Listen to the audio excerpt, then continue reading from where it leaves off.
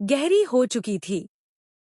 आसमान में काले बादल ऐसे उमड़ रहे थे जैसे किसी के दिल में उठते तूफान।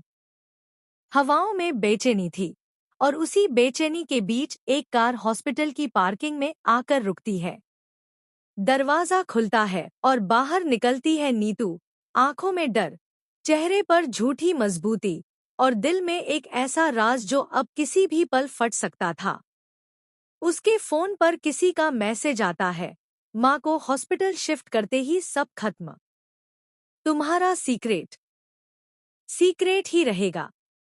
नीतू के होठों पर एक हल्की मुस्कान आई, लेकिन वो मुस्कान एक सिहरन में बदल गई। उसके पीछे से एक आवाज आई, रुक जाओ नीतू।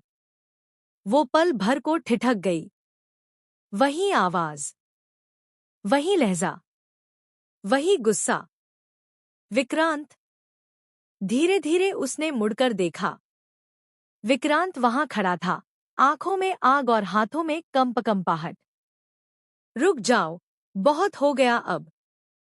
पहले ही बहुत कुछ बिगाड़ चुकी हो तुम। अब तुम्हारे पास कुछ बचने वाला नहीं है। विक्रांत की आवाज गूंज उठी। नीतू कांप गई, पर उसके चेहरे पर बनावटी हिम्मत का नकाब अभी भी था। उसने धीमी आवाज में कहा, विक्रांत, तुम समझ नहीं रहे। मैं जो कर रही हूं वो मजबूरी है। विक्रांत उसकी तरफ बढ़ा, कदम दर कदम। मजबूरी या चाल? तुमने हर बार मजबूरी के नाम पर किसी ना किसी को धोखा दिया है। पहले मुझसे, फिर माँ से, और अब। नीतू चुप थी।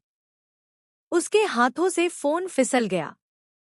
स्क्रीन पर वही मैसेज चमक रहा था, तुम्हारा सीक्रेट सीक्रेट ही रहेगा।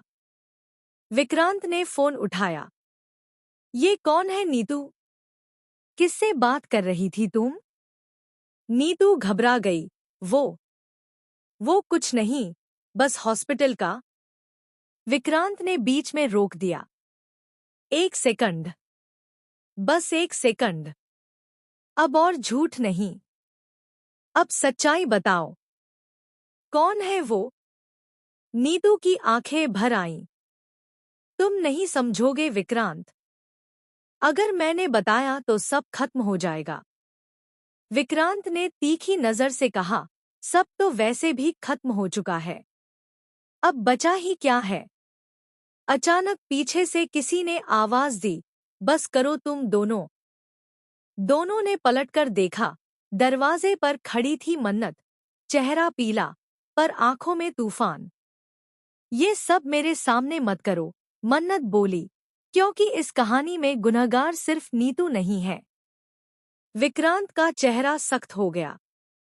मतलब?